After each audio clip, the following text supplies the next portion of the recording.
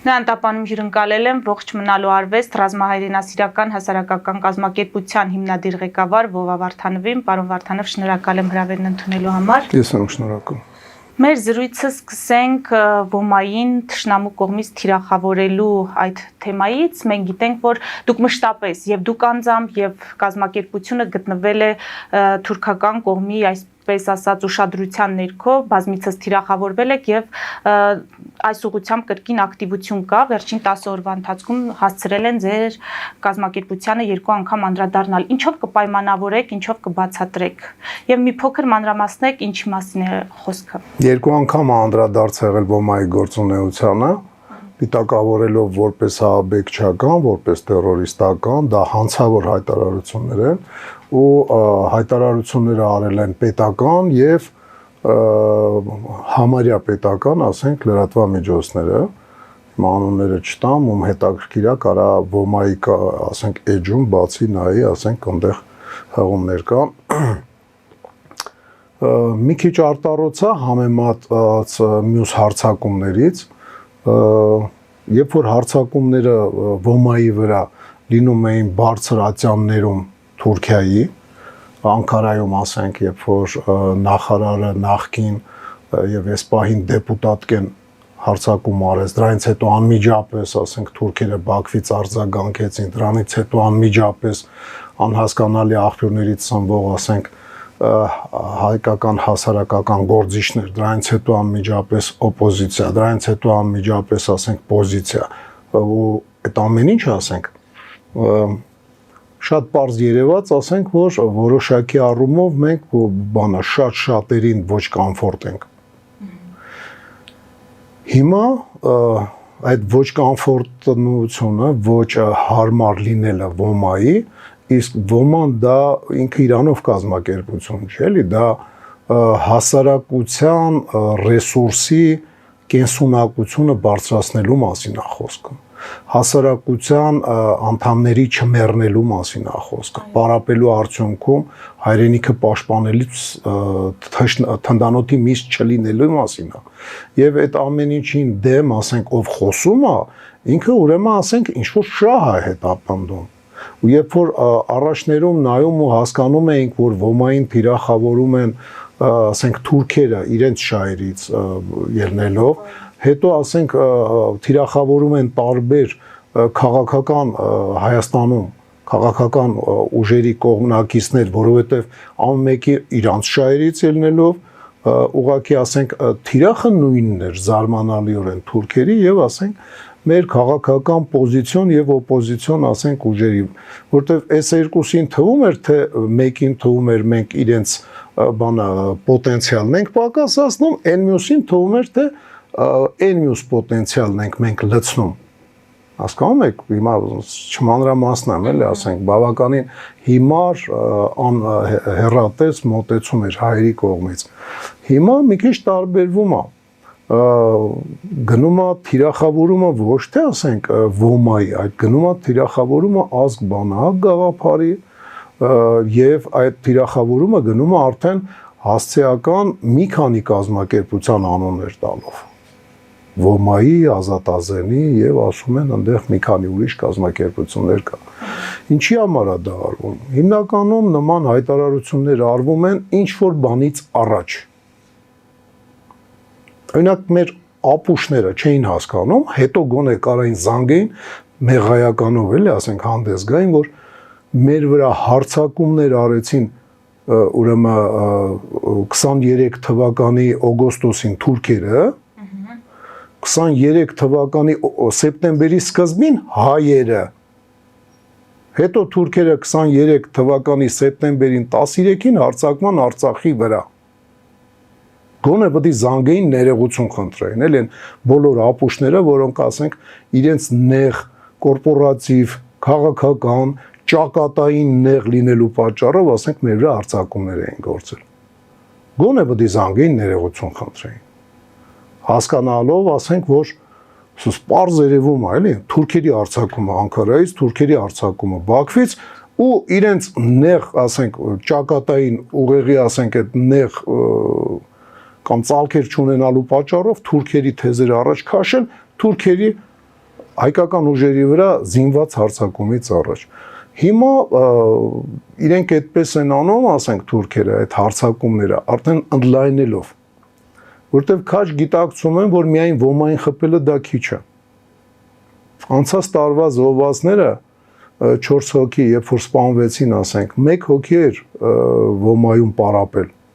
Մնացածը երկրապահի անդամներ էին։ То есть հասարակությունը ունի պատվեր իր կյանքը պաշտպանելու, իր արեալը բնակվելու տեղը պաշտպանելու պատվեր ունի։ Բանակը ամբողջությամբ այդ խնդիրները չի կարող լուծի։ Ցավալի բան եմ ասում։ Մենք աշխատում ենք, որպեսզի ասենք այդ բանակը այդ հարցերը լուծելու, ասենք ուղղությամբ զարգացնի իր որակները, քանակները եւ այլն։ Մենք էլ ենք աշխատում ու ոչ պակաս, դա կարա ցանկացած զորամասի հրամանատար ասի, երբ որ բանա նորակոչիկները գալիս են, զորամասերի հրամանատարները հելում կամ ասենք կառանցին անցկացնող սպաները հայտարարում են նորակոչիկներին, ով է ոմայում պարապել եւ շարքից իրենց հանում միանգամից դնում են ավելի լուրջ գործի վրա, ասենք հիմնականում սերժանտական սաստավ եւ այլն։ То есть բանը այդ պատվերը սոցիալական որ կա, իրական կիրառողը ինքն էլ է հասկանում, դաշտային բանը, դա բյուրոկրատիան եւ չինովնիկները չեն հասկանում, որ վտանգը շատ մեծ է եւ ցանկացած բան օգտագործել է պետք, օգտակար, ասենք ինչ որ գործիքակազմից հրաժարվել, ասենք ինչ պատճառներով, որովհետեւ իմ մորուքը իրանց դուր չի գալի, որտեւ իրանք գերադասում են համբուրվեն թրաշված տղամարդկանց հետ, ասենք, գիտեք ինչ, մենակ դրա խաթր չարժե, էլի։ Միջայլոց հենց այնպես բառեր չեմ ասում, հավատացեք, ուղղակի չեմ ուզում մանրամասնել։ Մի քիչ ասենք կանցնեմ սահմաններ, էլի։ Լավ, ինչ է ուզում ասեի։ Կարճ ասած թուրքերը որոշակի Բաքվի թուրքերը իրանց գլխավոր պատվիրատու Թուրքիայի հետ միասին հիմա ինչ են ուզում անեն։ Իրենց մաքսիմալ, ասենք, պետքա խաղաղության պայմանագիր չլինի կամ լինելու դեպքում չպահպանվի խաղաղությունը։ Եվ իրենք ման են գալի համ թիրախներ, որոնց միջոցով կարող են, ասենք, բան անել, ասել ճուտը դու, թե չէ կկտրեմ։ Ու այդտենց ճտեր միշտ կգտնվեն։ Այդ ճտերը կարան լինեն, ասենք, Սայաթնովա գյուղը Մասիսում, որտեղ ասենք քիչ թե շատ թուրքեր էին ապրում, թե կողքի գյուղներ, հա, կարծեմ կողքի գյուղներ, այրում բնակավայրը կարան ասեն, որ դա մեր այրում ցեղերի բնակավայրն է եւ այլն։ Հետո ինչ Հայաստանի տարածքում ասենք, այնտեղ հողեր եւ այլն, ցանկացած պատճառ կարան ասեն, բանա մեր բնակիչը չի, բայց ասենք ազգությամբ ադրբեջանցի է, հետո ինչ որ ասենք մեկին բռնաբարել է ու իրան ասենք ոստիկանները լարելուց քացով խփել են, ոտը կոդրվել է։ Ոյ դրա համար ասենք կարան, то есть իրենք մահանաներ շատ կարան ճարեն, բայց հիմա իրանք այն մահանան են օգտագործում, то есть այն թիրախն են օգտագործում, որը մեզ թուլացնում է իրական։ Այդ ենթադրենք ոստիկանը, որ ուժ օգտագործի ազգությամբ թուրք, ասենք Հայաստան եկած հյուրի կամ հարևանի նկատմամբ Իրանով չի թուլանա Հայաստանը, երբ որ ասենք այդ ոստիկանին ասենք տեղափոխեն ուրիշ տեղ կամ հանեն, բայց էականորեն թուլանա Հայաստանը, երբ որ Հայաստանի թնդանոթի միս հասկացողությունից, ասենք Հայաստանի քաղաքացուն հեռացնող, ասենք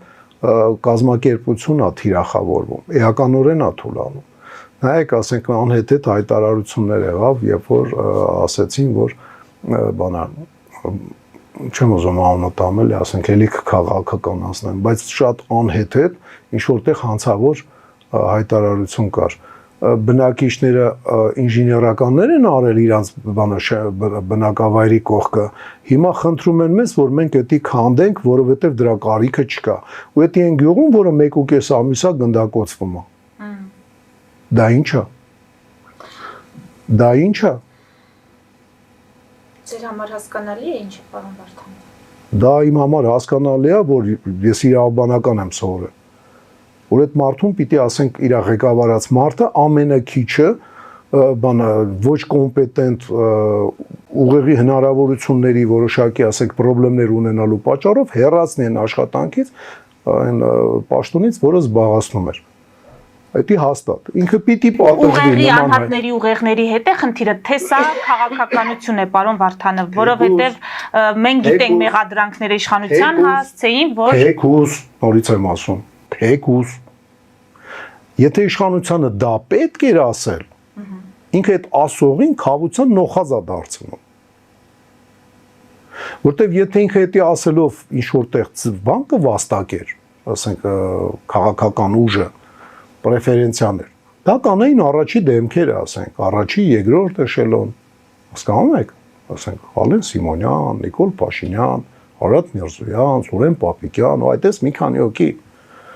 Ուրեմն դրան պարզ իրենք հասկանում են, որ հարված է լինելու, կակ մինիմում, ասենք, պիտակավորող, բացասական պիտակներով, ճիշտ է։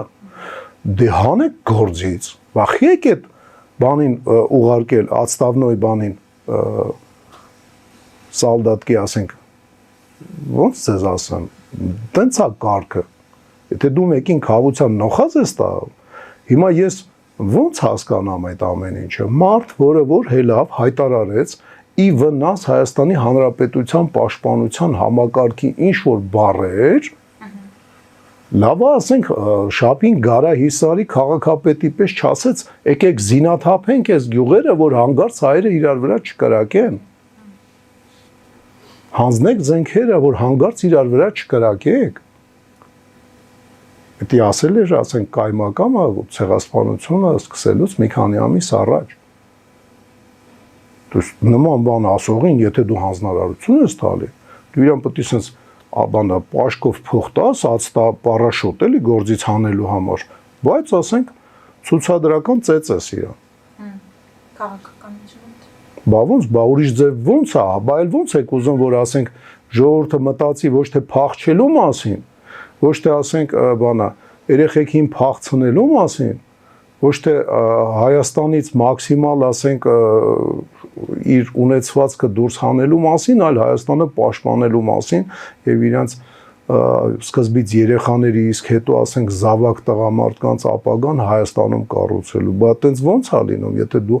համ ուզում ես չգնան, համ ուզում ես չփախնեն, օրենք ես մշակում է դրա վերաբերյալ, համ էլ անպաշտպան ես դարձնում։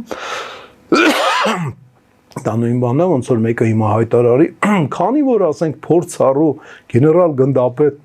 Մոսես Հակոբյանը ասել է քմծիծաղով, որ այսօրվա բանը պատերազմը բաց դաշտում պիտի լինի, այլ ոչ թե խրամատներում եւ հողով ծածկված թմբերում, դրանից ելնելով, ուրեմն բանը բրոնեժելետները եկեք հանենք մարդկանցից, որ անպաշտպան դառնան։ Պարոն Վարդանով, ես ոմայից շեղվեցի են կողմ, բայց ասենք դա սաղ իրար հետ քիպ կապված է, սաղ կապված է իրար հետ։ Հակառակորդը ամեն ջանք, ասենք, օգտագործում է, ամեն անցք օգտագործում է, որ ասենք ճեղքի մեր պաշտպանական պատը։ Այո, եւ այս պայմաններում, պարոն Վարդանով, Հայաստանի ղեկավարը հայտարարում է ամեն դեպքում իր ուղերձում վստահ պնդում կար, որ ի հեճուկս ներքին եւ արտաքին սադրանքների Ադրբեջանի եւ Հայաստանի միջև լինելու է խաղաղություն։ Ու ինձ շատ հետաքրքիր է հիմքեր դուք որպես ռազմական նաեւ գործիչ տեսնում եք ղեկավարի այս վստահ պնդման համար։ Գիտեք ինչ, մարդ ով որ արտաքին քաղաքականությունով է զբաղվում, գլխավորում, դա երկրի ղեկավարն է, հետո նոր իր գիծ առաջ տանող արտգործ նախարարն է։ Դա դիվանագիտություն է։ Ես դեռ Սերժ Սարգսյանի, ասենք, ղեկավարած վախտ էի ասում։ Այն իրա ասել է ինձ հետաքրքիր չի։ Դա դիվանագիտություն է։ Հասկանում եմ, հայտարարության տակ գործնական, թեկուզ ռազմական պոտենցիալի առումով հիմքերը ստեղծված են, թե ոչ։ Ավելի կարևոր է իմ համար, համ հետաքրքիր է, համ իմ համար ավելի կարևոր է թվում հողի վրա եղած քայլերը։ Իսկ Հայաստանի ղեկավարությունը այս պահին փորձում անի այն, ինչ որ կարում անի։ Ու հաճախ ասենք փորձում անի նաև այն, ինչ որ իր ուժերից վեր է պաշտպանական համակարգում։ Օրինակ ասենք աշխատավարձ բարձրացնելով մարդկանց շահագրգռի բանակ զորակոչվեն ժամկետային չէ, այլ պայմանագրային զինծառայության։ Դա իրենց հնարավորություններից վեր է, որտեղ դու փողով չես կարա շահագրգռես մարդուն, որ ինքը գնա պատերազմի դաշտ դա շատ քիչ մարդ կա։ Ինչով պետք է շահագրգռել, այսինքն ուղեղով, պրոպագանդայով։ Ես չգիտեմ ձեր մոտ ես ասել եմ դա թե չէ, բայց առաջի, ասենք, դեմքը Հայաստանի Հանրապետության պրեզիդենտն է, չէ՞։ Հետո նոր էթումա, ասենք, կատարողական իշխանությունը։ Ոնց որ թե ինքը, չգիտեմ, երեխա ունի թե չէ, բայց երկրորդ դեմքը կամ շատ-շատերի սխալմամբ, ասենք, սխալ կարծիքով առաջի դեմքը երկրի վարչապետի ընտանիքում կա երիտասարդներ։ Իրենց բոլորի ծնունդները պիտի անցկացվի ընտանեկան կռոգում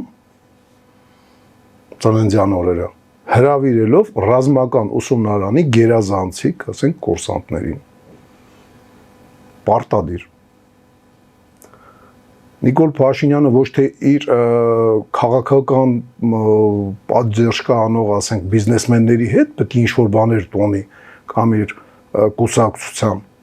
ում հետ ուզում է տոնի, բայց պիտի ներկա լինեն գերազանցիկ օֆիցերներ, սպաներ, ոչ միայն ավագ լեյտենանտներ, պերսպեկտիվ լեյտենանտներ, ավագ լեյտենանտներ, կապիտաններ, պարգևատրված ինչ-որ, ասենք,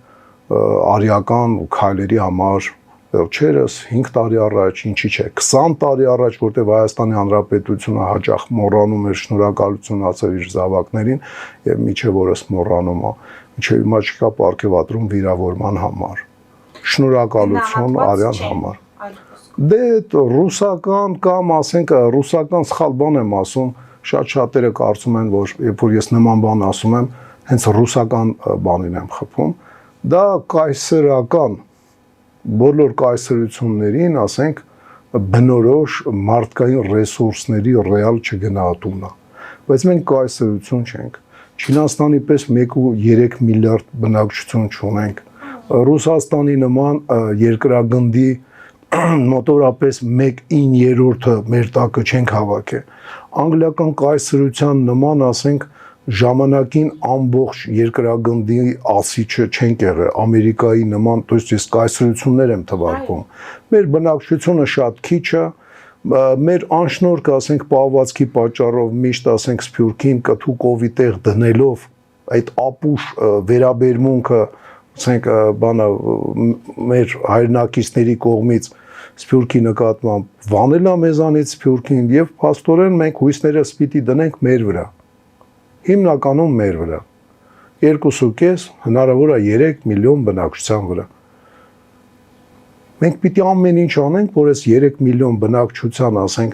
2.999.999 քաղաքացին մաքսիմալ կենսունակ լինեն, մաքսիմալ, ասենք, հեռու մնան տարբեր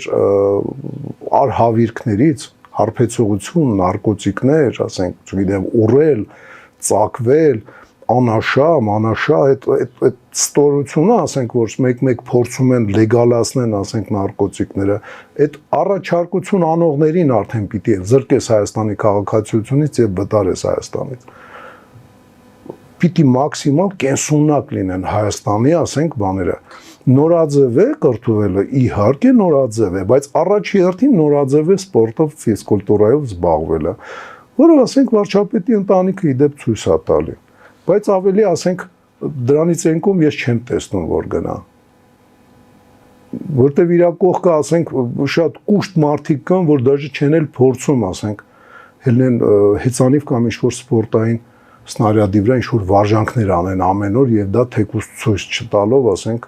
Էձևի կենսակերպ բանանեն եւ հետևից քաշեն բնակչություն։ Պարոն Վարդանով, ձեր ասած սահմանափակումները եթե դրվեն, կասեն մենք գնում ենք դեպի բռնապետություն, դառնում ենք բռնապետություն։ Բռնապետություն, որը որ, ասենք, իր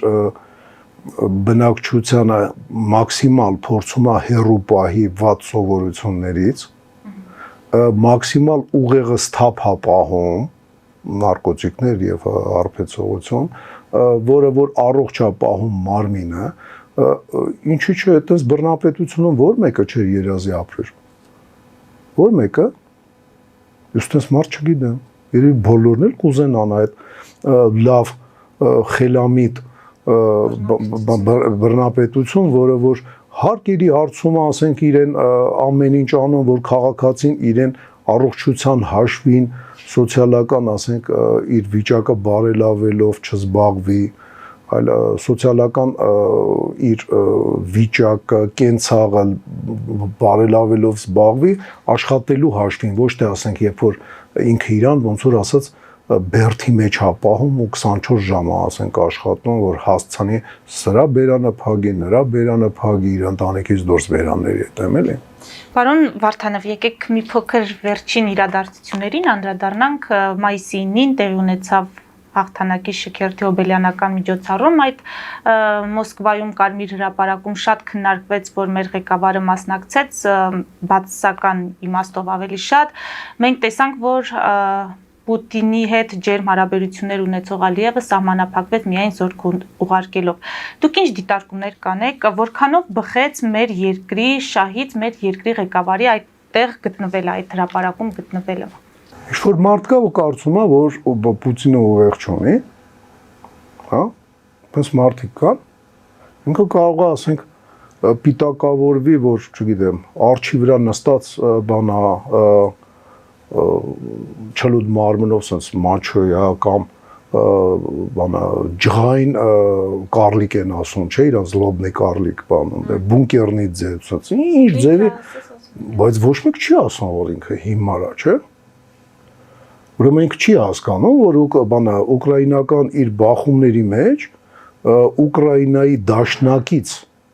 ռազմական դաշնակից Մոլդավյան եւ Բաքվի Հանրապետությունը Վրաստանի հետ համատեղ մաքսիմալ իր ուժերի սահմաններում օգնում են Ուկրաինան, ինքը դա չի գիտակցում, ինչքան էլ ասենք զինվոր ուղարկում են պարադում քայլելու, ռազմական տեխնիկա չեն ուղարկում, չէ՞ Ռուսաստանի կողմից, որ Ուկրաինայի դեմ կռվի, ոնց որ թե չկա այդպես բան,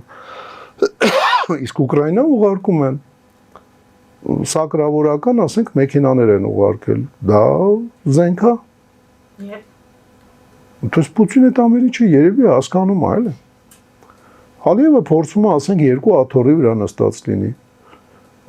Գուամը, այն իմ թվարկած Ուկրաինա, Մոլդավիա, Վրաստան, ասենք, Բաքվի Հանրապետություն, այդ դաշնակիցը ՆԱՏՕ-ի ոնց որ ասած կցորդներ, ՆԱՏՕ-ն եւ ոչ միայն, ասենք, այլ որոշ առումով դա անգլիական տրադիցիա է, հին անգլիական կայսրության տրադիցիա է, փոքրիկ դաշնակիցների sense բան ստեղծել, սայոզներ, կրծեր Անտանտա, Ասիան, ես իմ sense կցորդներ էլի, եւ նաեւ կար Գուամը։ Եվ բնականա Պուտինը հասկանում է ում այդ գործ ունի։ Ալիևը, որ չգնաց, դա ինքը նաեւ փորձում է արևմուտքի աթոռի վրա նստած մնա, հայտնել Պուտինի դրբի տակ չընկնի։ Բանը Նիկոլ Փաշինյանը, որ գնաց, իսկ զորք չտարավ, դա խելամիտ քայլ էր բնականա։ Դա չնշանակեց, որ Նիկոլ Փաշինյանը ռուսական կողմում է այնուամենայնիվ դիրքավորվում։ Իրա դիրքավորվելով չի հասկանում եք, հիշում եք, որ 23 թվականին մենք Վահանը կորցրեցինք, մեր մեջքը փակող։ Հիմա այդ մեջքը փակող Վահանը, որը որ սեպտեմբերին թուրքերը մեր վրայից հանեցին, Արցախի հանրապետությունը, հիմա այնտեղ մեր առանց կաշի մկաններն են եւ տեղ-տեղ ներվերն են երևում։ Նիկոլ Փաշինյանն ինչ անի։ Ինքը որտեղ ասես հնարավոր է պետք է բանանի։ Ես օրինակ չեմ հասկանում, ինչի մենք Պարսկաստանի հետ ասենք չենք քփանում, Ամերիկան կբարկանա։ Քփանալ ինչ է նշանակում, պարոն Վարդանով, այսինքն։ Ասենք ռազմական խաղեր ոչ թե Իրանը իր տարածքում, մենք մեր տարածքում, այլ նորմալ ռազմական, ասենք, զորախաղեր անեին։ Այդ ռազմական խաղերը կարելի էր մի քիչ ընդլայնված անել։ Քփանալ պետքա նաև դրա համար, որ ասենք մատակարարումը հիմա հնդկա պակիստանյան բախումների դեպքում մենք համոզված ենք, որ Հնդկաստանն ու Պակիստանը իրար հետ, ասենք 3 տարի չեն կռվի, ոնց որ Ուկրաինան եւ Ռուսաստանը։ Նու ճիշտ ասած ես էլ չեմ հավատում, որ երկար կռվեն, բայց հնարավոր է, չէ՞։ Իսկ մեր մատակարարումների վիճակը ինչ ալնելու։ Կողքները զենք արտադրող երկիր կա, որը տեխնոլոգիաներով ավելի հին է, այդ ինչ որ մեկը ինձ ուզում է ասի, որ ասենք այն Գյուլեն, որը որ 7.62 կալիբրի է, եթե մեջի բարութը մի քիչ ավելի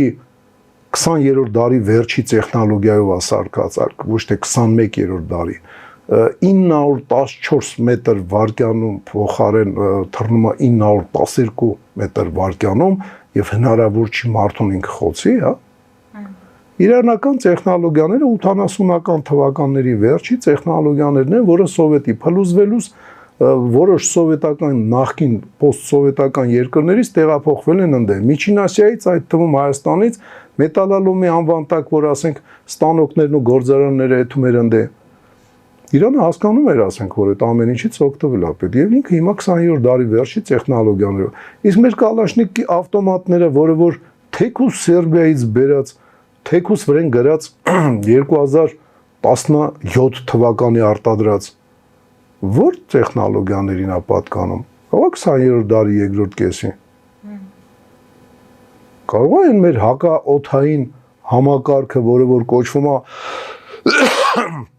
հասահակա, որը որ մեր մոտ սպառազինության մեջ է գտնվում, էլի, մեր գործիքակազմի մեջ է մտնում։ Կարող է ինքն էլ 20-րդ դարի երկրորդ կեսի տեխնոլոգիա։ Կարող է T-72-ն էլ որը որ մեր մոտ սպառազինության մեջ գոյություն ունի ու միակ մեր բանն է, հիմնական տանկն է։ Կարող է ինքն էլ այդ նույն ժամանակների տեխնոլոգիաների զենք։ Այդ ո՞նց է մենք ինչ որ զենքի տեսակներ ունենք, այդ տեխնոլոգիաների Իրանից ասենք նման բաներ չենք վեկալում։ Վերցնել պետք է։ Միանշանակ։ Այդ նրա եղբայրանալ պետք է։ Ասեմ հնարավոր չի իրանց հետ եղբայրանալ։ Որտեւ դա կրոնապետությունն է Դու քանի իրանց կրոնին չես պատկանում, ինքը քո հետ երբեք չի եղբայրանա, բայց լավ հարևան կարա լինի, իհարկե կարա։ 92 թվականին իրանական հատուկ ծառայությունների ուսումնական կենտրոնը, որը բացված էր Բաքվի Հանրապետությունում, մարզում էր մեր դեմ կռվելու համար, այդ վաղտ իրանց ծեծելով դուրս շպրտեցին Իրանից Բաքվից, թուրքական կուրս բռնելով, ոնց որ ռուսներին դուրս շպրտեցին ծեծելով։ Բայց Իրանը միջև հիմա եւ Ռուսաստանը միջև հիմա փորձում են իրենց բանը կապերը վերահաստատեն, նոր կապեր ստեղծեն եւ այլն եւ այլն։ Այդ որովհետեւ իրանք իրար հետ ընդհանուր բան ունեն։ Իրանք կրոնապետություն է, Իրանը շիա կրոնապետություն, այնտեղ շիա թուրքեր են ապրում։ 80%-ից ավել շիա են այնտեղ։ Ինքը միշտ այնտեղ փորձելու է ինչ-որ բան անի։ Թուրքերը Բաքվում ապրող կամ են քուրդերը, որ բանա թուրքացել են Ալիևների կլանը, իրանք երբեք չեն գնա բանին, Իրանի ոնց որ ասած տակ պարկելու, երբեք չեն գնա եւ տասնյակ տարիներ մենք բանա գարանտիա ունենք, որ Իրանը մեր հետ լավ հարևան է լինելու։ Այդ լավ հարևանությունը նաեւ ասենք զենք տալն է։ Դա մենակ Պեչենի եւ ասենք ավտոյուղ ուղարկելը չէ, էլի։ Դա նաեւ զենք, զինամթերք, եւ դա հնարավոր է։ Կարծում եք ԱՄՆ-ից են կաշկանդված, այո։ Կարծում եմ մենք այն հիմար պահվածքի մեջ ենք, այն ապուշ պահվածքի մեջ ենք, որ միշտ ունեցել ենք։ Օրինակ Արապապյանը, իմ լավ բարեկամը, բանը, երբ որ դեսպան ա եղել բանում Կանադայում, ուրեմն այնտեղ առաջարկ ա եղել, ինչքան հիշում եմ Mitsubishi ֆիրմայի եւ կանադական ինչ-որ համատեղ ֆիրմայի պրոյեկտներ, որ հիմա իդեպ համացանցում շատ են ներկայացված նման պրոյեկտներ, օգտագործված բանի միջուկային ատոմակայանի օգտագործած նյութի կրկնակի օգտագործումով էլեկտրոկայան կառուցեն Հայաստանում։ Եվ Արապապյանը անձամբ զբաղվում է դրանով։ Դե բնական է մեր ապուշները ինչ են ասել, ապուշ են, չէ՞, Մոսկվան չի թողի, այ ապուշ, դու հարցրել ես, կարծում եմ նույն ապուշ վիճակն է, Ամերիկան չի թողի, իսկ դու հարցրել ես, Պարտադիր է, պարոն Վարդանին։ իսկ դու հարցրել ես, կամ բացադրել ես, հետ ոնց ասենք, սաղ աշխարհին արգելել էր Իրանի հետ առևտուր անելը, մեր վրա ոչ մի էմբարգո բան չդրեց Իրանից որ առևտուր էին անում։ Կարող ամերիկացին հիմար չի հասկանում այդ իրավիճակը։ То есть ապուշները մենք լինելով, չգիտես խի ապուշի տեղ ենք դնում Պուտինին, մի քիչ առաջ զրույցը դրա մասին էր, չէ՞ ասենք, Ամերիկային։ Բայց ես ցավը տանեմ, ապուշը դուք եք արա։ Աշխարհում ապուշ մարդ չկա։ Իրանք սա իրենց շահերը լավ են գիտակցում։ Ես շատ լավ գիտակցում են, ասենք, Հայաստանի կործանվելու վտանգը եւ կներեն լիքը քայլեր մեզ։ Ես համոզված եմ, որ չեն ների Պակիստանին միջուկային զենք օգտագործելը։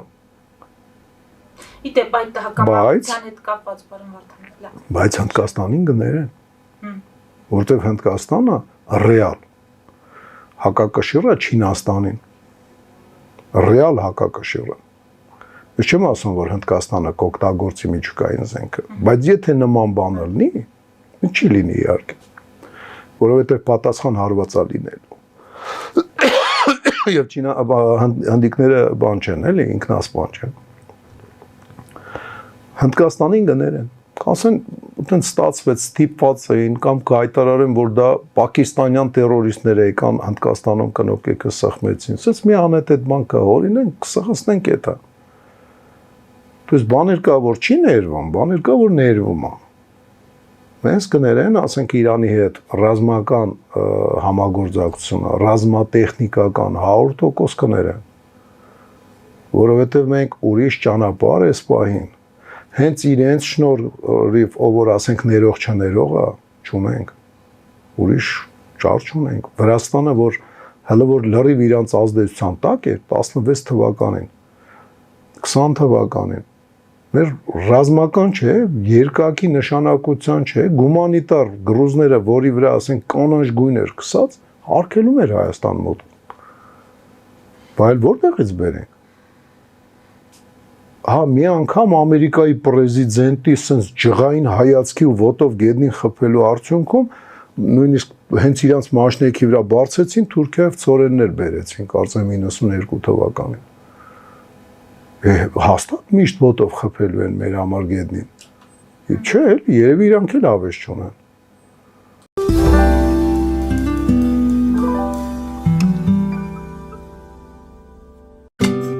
Ինչ է պետք տունը, առանձնատունը կամ ամառանոցը հաճելի, հարմարավետ դարձնելու համար։ Ճիշտ ընտրած կահույք, օրիգինալ դեկորներ, հյուրերին ընդունելուց գեղեցիկ սպասք, գուցե նոր սփռոց։ 60-ից ավելի ճանաչված եվրոպական բրենդների ինքնատիպ, չկրկնվող եւ մատչելի ընտրանին Fortuna Home and Country House խանութ սրահում։ Նորավոճ սպասք եւ կահույք հորեկա բնագավառի համար, տեքստիլ տնտեսական ապրանքներ, ամեն ինչ գեղեցիկ կյանքի համար։ Ընտրեք այն, ինչ վաղուց փնտրում էիք Fortuna Home and Country House-ում, ձեզ համար եւ որպես նվեր ձեր մտերիմների համար։ Երևան շիփինգ, սենսացիա ստեղ, հա։ Այո, ճիշտ եք եկել։ Սանդրոցներ Երևան ուղարկելը $2.99 օթանավով։ Այո, Իսկ եթե դոլար ուղարկես, դոլար ստանան։ Մի տոկոս, հա։ այո, Իսկ որ տանեն տուն հասցնեն, էլի մի տոկոս, հա։ 2%։ Երասը ծրի է, էլի։ Ժողովուրդ սենսացիա, ծրի է։ Նորթ Հոլիվուդ կլենդել։ Jackpot հագուստի վաճառակենտրոնը վերաբացվել է Թահանգա քաղաքում։ Նոր տեսականի, նոր արժեքներով ու նոր զեղչերով։ Եվրոպական հագուստ եւ կոշկեղեն կանանց, տղամարդկանց եւ երեխաների համար։ Օծաներիք, ճամպրուկներ, պայուսակներ, գիշերանոցներ, գոտիներ եւ դրամապանակներ։ Մեծ ապրանքատեսականի, մեծ զեղչերով։ Համեցեք Jackpot Թահանգայում։ Հասցեն 7057 Foothill Boulevard։ Հեռախոս 818 813 2252։ Jackpot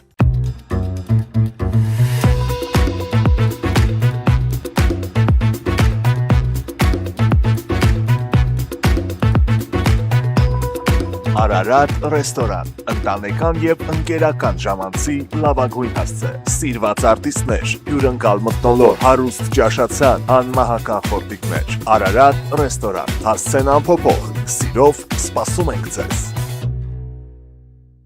Ավելի քան 11 տարի Աքսիոմեդ վնասվածքաբանական վերականգնողական բժշկական կենտրոնում գործում են հենաշարժիչ համակարգի խնդիրների լուծման բոլոր ժամանակակից մեթոդները։ Հասցեի Երևան, Տերյան փողոց 3 շենք, 42 տարածք, հեռախոս 010 522 882, 091 522 882։ Լավագույն պաղպաղակ, բնական, համեղ եւ մատչելի գներով պաղպաղակը կարող եք ձեռք բերել բոլոր հայկական խանութներում։ Պահանջեք հայկական պաղպաղակ, Թամարա պաղպաղակ։ Glendale West Pharmacy, ձեր ուղեկիցը տեղերի աշխարհում։ Ունեք հարցեր, զանգահարեք 818 548 5157 հեռախոսահամարով կամ այցելեք 1109S Glendale Avenue, Glendale CA 91 205 հասցեով։ Նոյան տապանի վազող տողում հայտարարություններ տեղադրելու համար այցելեք Երևան Իսահակյան փողոց 28-րդ հարկ կամ զանգահարեք 055 50 90 50 +1 818 967 5677 կամ էլ կապվեք կոնտակտ Շնիկ NTM էլեկտրոնային հասցեով։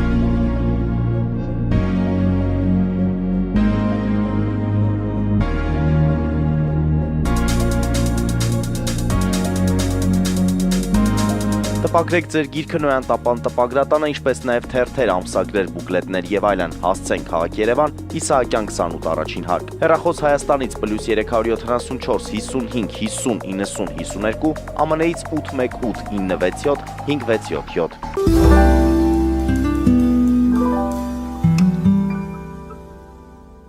Հիմա հակամարտության հետ կապված պարոն Վարդանով ինչ է կարծում, հնդկական զենքը կանգնեցրեց Պակիստանին, թե այնուամենայնիվ Թրամփի վարչակազմին հաջողվեց, որովհետև Թրամփը ասում է իմ վարչակազմին հաջողվեց կանգնեցնել, Հնդկաստանն էլ ասում է մեր զենքից վախեցա Պակիստանը։ Ոչ։ Պակիստանը իր բնակչությունը մի քանի անգամ փոքր ունենալով առաջնային իր խնդիրը մարտունակություն պահպանելն է եւ իր բանակը, զենքը մի քանի անգամ քիչ լինելով քան Հնդկաստանը ունի կարողանում է հավասարի կռվի։ Չեմ կարծում, որ զենքի խնդիր է, մանավանդ որ ցավալի է, բայց մեր ռազմատեխնիկական դաշնակից Հնդկաստանը մի քանի ժամանակակից ինքնաթիռներ կորցրեց։ Ու խոցվեցին այդ ինքնաթիռները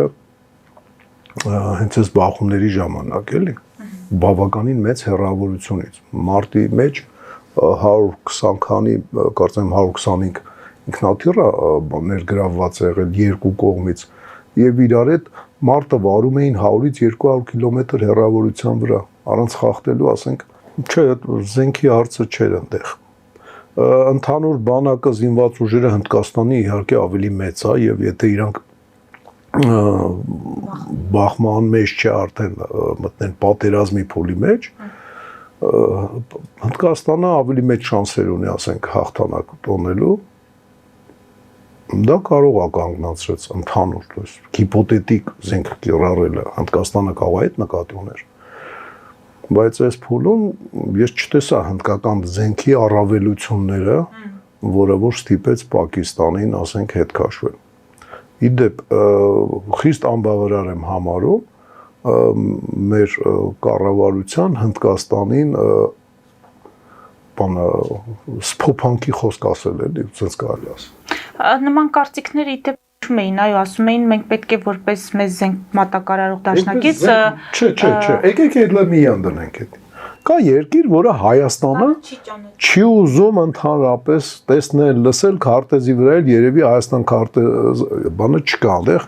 շտրիխով փագացա, terra incognita է կամ էլ ասենք Բաքվի Հանրապետության մասնակարագրում։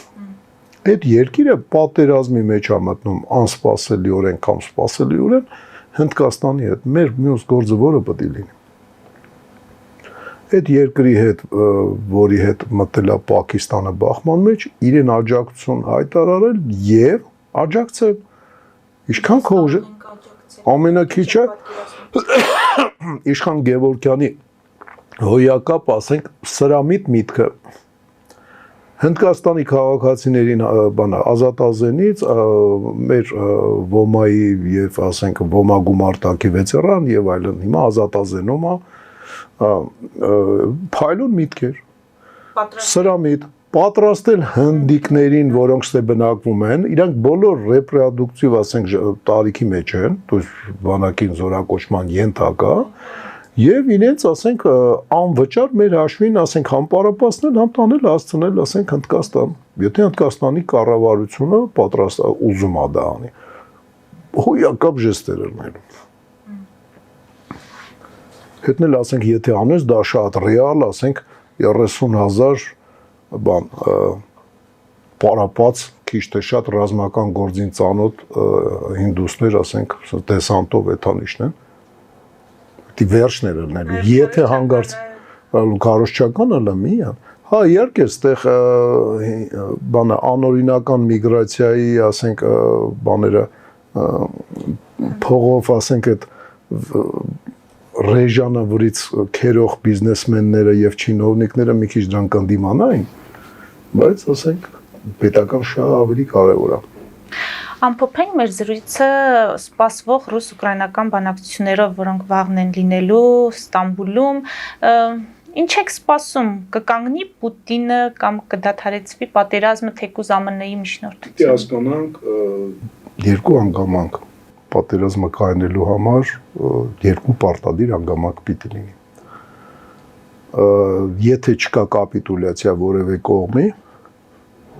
առաջի հանգամանքը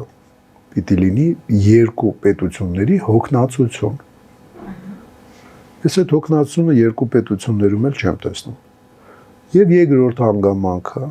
դրսից պետք է ոչ մեկ բանը չսրսկի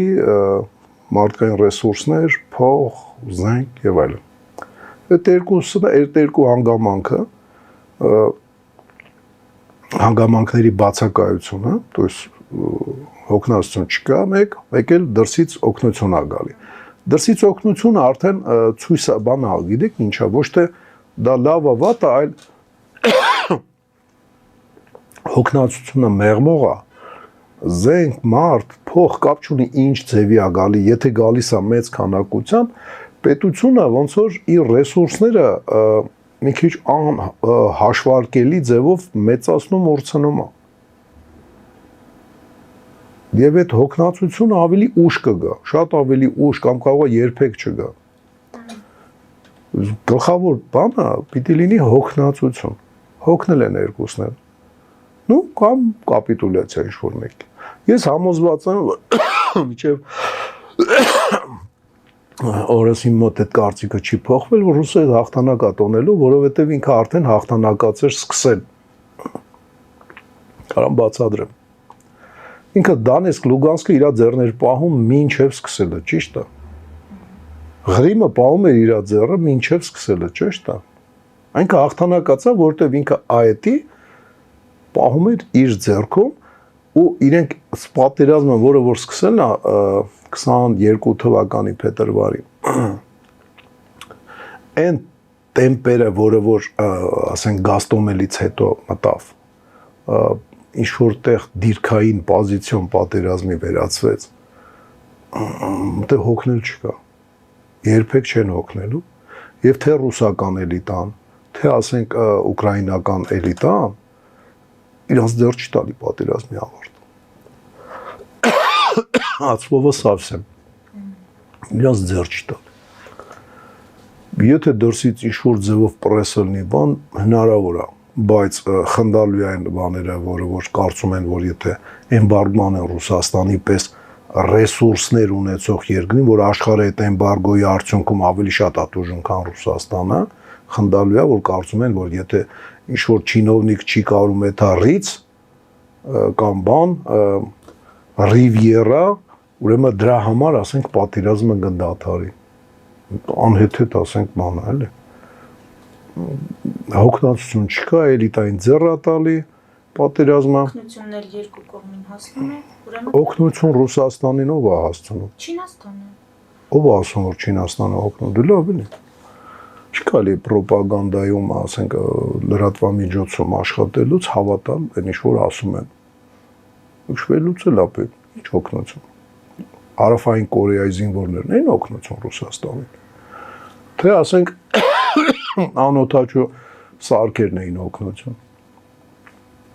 Լավ էլի։ Ռուսաստանը օգնություն չի ստանում։ Ումից։ Իրանից նաև։ Դա օգնություն չի։ Դա ինչ է։ Դա Արցախ է, առևտուր է։ Դա օգնություն չի։ Օգնությունը ուրիշ բան։ Օգնությունը, երբ որ քեզ մեկը անշահախնդիր օգնում է, կամ շահ ունի, բայց քեզնից այս պահին փող չի վեկան։ Ուկրաինային կարող եք ասել։ Ուկրաինան տարեկան 60 միլիարդ փող է ստանում օֆիցիալ, պրոստը տակ նվեր պետական արսեն կառույցները պայելու։ Դա օգնություն չի։ Ո՞վ է օգնում, ասենք, ես զարմանում եմ, որ չի կարելի հային այդքան, ասենք, պրոպագանդայի զոհ դառնալ, էլի։ Ես ոչ ռուսին եմ պաշտպանում, ոչ արևմուտքին։ Արևմուտքին հալալա, որ իրանց մարդկանց, ասենք, ուկրաինացիներին տասնյակ միլիարդավոր ամեն տարի օգնություն են տալիս, զուտ որ պետությունը վարի չգնա, չբլվի բյուջետնի, ասենք, դեֆիցիտներից։ Բայց լավ էլի։ Ուկրաինան, այո, լուրջ օգնություն է ստանում։ Այ հիմա օգնությունը այս պայմանագրի արդյունքում Ամերիկայի օգնության մի մասը տրանսֆորմացիայի է ենթարկվում եւ դառնալու է, ասենք, կրեդիտ։ Հանածուների մասին։ Այո, այդ պայմանագրի այդ բանով այնտեղ մի մասն եմ ասում, ոչ թե ամբողջությամբ։ Էլի կլինի, ասենք, գումարային բյուջետին օգնություն, որ պետությունը ուկրաինական չբլվի, էլի լինելու է, ասենք, հետախուզական տվյալների փոխանցում, էլի լինելու է ինչ-որ պաշտպանության նախարարությունների մեջ հարաբերությունների վերաբերյալ, ասենք, պայմանավորվածություններ, որը որ Ամերիկան ենթադրում է ինչ-որ դասընթացներ եւ եսիմինչ հասկացնել ուկրաինական բանակի համար, դա չի ֆինանսավորվելու ուկրաինական պարտքերով։ Դա ֆինանսավորվելու է պետական բյուջեից, ասենք, Ամերիկայի Միացյալ Նահանգների։ Սրանից հետո այս 0 կետից ինչ զենք զինամթերք տվել է, հիմա արդեն գնալու է պարտք, որը, ասենք, Ուկրաինան պիտի մոծվի ոչ թե Ամերիկային, այլ այն ֆոնդին, որը որ համատեղ ֆոնդ է լինելու եւ Ամերիկան սկսի հետ վերցնել իր ծախսած փողերը։ Մեկը օգնության զգալի մասը պահպանվելու է որպես օգնություն։ Զգալի մասը։ Իսկ Ռուսաստանին օգնություն ով է հասցրել։ Ինքը չունի դրա կարիքը, ինքը տեխնոլոգիական չիպերի, միպերի բաներ ունի, օգնության կարիք ունի, գուցե, բայց օգնության չի առուծախի, որտեվ ինքը փող ունի, հակառակը, ասենք, այն ռուսական փողերը, որ սարցնում են, այդ փողերը բան են անում, դա ավելի լուրջ խնդրեմ է պետության համար ռուսական ստեղծում, քան, ասենք, էմբարգոները։ Խնդալու է, էլի, որտեվ այդ էմբարգոները բերում է ռուսական տնտեսության աճին։ Այդ էմբարգոները բերում են դրան, որ Ռուսաստանում սկսում են գործարաններ աշխատել, որոնք վաղուց, ասենք, մեռել էին 91 թվից էսյան։ Հիմա սկսել են աշխատել։ Ռուսական բանը աճում է պետությունը, ուժեղանում է։ Հյուսիսային կորեական զորքերը չէին եկել օգնության ռուսական բանակին, իրանք եկել էին մուծվել են ռուսական կառավարությանը եւ դրա դիմաց ստացել են հնարավորություն մարտի դաշտում սովորել 21-րդ դարում կիրառվող մարտավարական հնարքները։ Դուք ինքը մի քանի հազար զինվորական ուղարկել է պարապելու, սովորելու։ Շախիդները, որ ասենք, Իրանը ուղարկել էր, փող է դրա դիմաց եկել։ Եվ Ռուսաստանը ոնց որ թե դրա արտադրությունը դրել է իր տարածքում, էլ Իրանից չի գնում։ Ոնց որ ասենք թուրքերը Իսրայելից առնում էին, հիմա արտադրությունը դրել են իրանց մոտ, հիմա իրանք են արտադրում։ Ռազմատեխնիկական համագործակցությունը դա օգնություն չի էլի։ Հնդկաստանը մեզ ոչինչ բանով չի օգնել, ինքը վաճառում է մեզ։ Դրա դիմաց մենք կարանք օգնենք Հնդկաստանի կառավարությանը, ասենք, այն միգրանտներին պարապացնել եւ տանել մարտի դաշտ, եթե Հնդկաստանի կառավարությունը ուզի։ Շնորհակալ եմ։ Մեզ դիտողներին հիշեցնեմ, որ զրուցում էի ողջ մնալու արվեստ ռազմահայրենասիրական հասարակական կազմակերպության հիմնադիր նախագահ Վովա Վարդանովի հետ։ Մեր ուղիղ եթերները կարող եք դիտել Patreon-ում, նաև այդ հարթակում աջակցել մեզ էկրանին երևացող QR կոդով։